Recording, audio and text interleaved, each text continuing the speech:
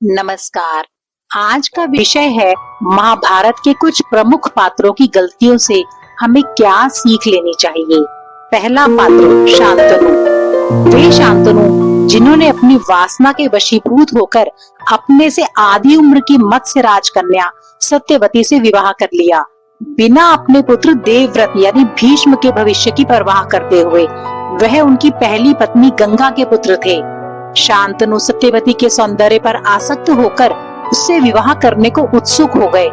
उधर सत्यवती के पिता ने भी यह शर्त रख दी कि गंगा पुत्र भीष्म नहीं बल्कि सत्यवती की कोख से उत्पन्न पुत्र ही हस्तिनापुर का राजा होगा। बेचारा पुत्र देवव्रत, जो भीष्म पितामह के नाम से जाने जाते रहे, अपने पिता की वासना की बलि चढ़ गए। ना तो उन्होंने कभी विवाह किया और ना ही वे कभी हस्तिनापुर की राजगद्दी पर बैठ पाए, जबकि एक अच्छे राजा की तमाम खूबियां उनमें मौजूद थीं। 70 की उम्र तक पहुंच रहे राजा शांतनु को गृहस्थ जीवन में लौटने की बजाय अपने जवान पुत्र देवव्रत के विवाह के बारे में सोचना चाहिए था। बेचारे भीष्म पितामह का जीवन तो सूना ही रहा। इससे हमें यह सीख मिलती है कि कोई भी परिस्थिति हम पर इतनी भी हावी ना हो जाए कि हम अपने भले बुरे का ज्ञान ही ना रखें। किसी व्यक्ति का आकर्षण या किसी वस्तु का लालच इतनी भी आसक्ति ना पैदा कर दे कि हम भावनाओं में बहकर अपना या अपने परिवार का ही नुकसान कर बैठे।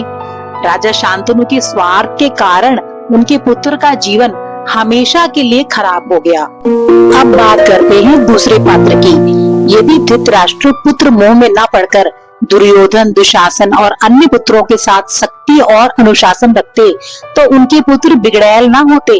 धृतराष्ट्र ने तो हमेशा ही दुर्योधन की गलतियों पर पर्दा डाला। यहाँ तक कि जब धृतराष्ट्र के सामने दुर्योधन ने दुशासन को द्रौपदी के चीर हरण का आदेश देकर इतना शर्मनाक कार्य किया, तब भी धृतराष्ट्र मौन साध कर बैठे रहे। यदि धृतराष्ट्र अपने पुत्रों पर नियंत्रण रखते तो वे संस्कारी होते। तब ना तो वे अपनी भाभी द्रौपदी की लाज का हनन करते और ना ही पांडवों का अधिकार छीनते। कम से कम वे 5 गांव जो भगवान श्री कृष्ण ने उन्हें कहे थे, वे तो उन्हें दे ही देते। लेकिन दुर्योधन ने कहा, वे 5 गांव तो दूर, मैं तो सुई की नोक भर जमीन भी नहीं दूंगा। धृतराष्ट्र सब कुछ सुनने समझने के बाद भी चुप रह गए। इसका परिणाम हुआ भीषण तबाही वाला महाभारत का युद्ध, जिसमें धृतराष्ट्र के लगभग सभी पुत्र मारे गए। इससे यह सीख मिलती है कि लाड प्यार बच्चों को इतना भी मत दो कि वे मर्यादाओं से बाहर ही चले जाएं। इससे वे दूसरों का जीवन तो खराब करेंगे ही, खुद को भी बर्बाद कर लेंगे। इसलिए सख्ती और अनुशासन भी उतने ही जरूरी है जितना कि लाड़ प्यार। इसी कड़ी में तीसरा पात्र है माता कुंती। एक बार महर्षि दुर्वासा महाराज कुंती भोज के यहाँ अतिथि बनकर गए। बालिका कुंती को ऋषि दुर्वासा की सेवा की जिम्मेदारी दी गई थी, जिसे उन्होंने पूरे मन से निभाया। कुंती ये भी समझती थी कि ऋषि दुर्वासा अत्यंत क्रोधी स्वभाव के हैं, फिर भी वे बहुत जिम्मेदारी के साथ अपने दायित्व को निभाते हुए ऋषि दुर्वासा को प्रसन्न करने में कामयाब रहीं। ऋषि दुर्वासा कुंती के सेवा भाव से इतने प्रसन्न हुए कि जाते समय उन्होंने कुंती को एक बहुत ही शक्तिशाली मंत्र भेंट स्वरूप दिया, जिससे कुंती अपने मनचाहे देव का आवाहन करके संतान प्राप्त कर सकती थी। शायद त्रिकालदर्शी होने के कारण ऋषि दुर्वासा को यह पूर्वाभास हो गया था कि कुंती को आगामी जीवन में इस मंत्र की आवश्यकता पड़ेगी। लेकिन ये क्या, मंत्र का चमत्कार देखने के लिए जिज्ञासावश कुंती ने तो तभी भगवान सूर्य का आवाहन कर डाला। मंत्र के प्रभाव से भगवान सूर्य कुंती के सामने प्रकट हो गए। अब कुंती उन्हें देखकर घबरा गई। सूर्य भगवान ने कहा, वरदान मांगो। कुंती ने कहा, प्रभु मैंने तो केवल मंत्र का परीक्षण करने के लिए इसका उपयोग किया था, मुझे कुछ नहीं चाहिए। भगवान ने कहा, देवता का आवाहन व्यर्थ नहीं जाता। तब कुंती के न चाहने पर भी कुंवारी कन्या कुंती को उन्होंने एक पुत्र का वरदान दे दिया, जिससे कुंती को एक पुत्र की प्राप्ति हुई, जो आगे चलकर सूर्य पुत्र कर्ण कहलाया। लेकिन लोक लाज के भय से कुंती ने उस नवजात शिशु को चर्मणवती नदी में भगवान भरोसे छोड़ दिया। इससे यह सीख मिलती है कि जोखिम भरे प्रयोग करने से हमेशा बचना चाहिए, वरना एक गलती को छुपाने के लिए आगे और भी गलतियां होती चली जाती हैं। और अब बारी है महाभारत के उस चौथे पात्र की, जिसकी गलती से हम सबको और विशेष रूप से घर के मुखिया को सीख अवश्य लेनी चाहिए।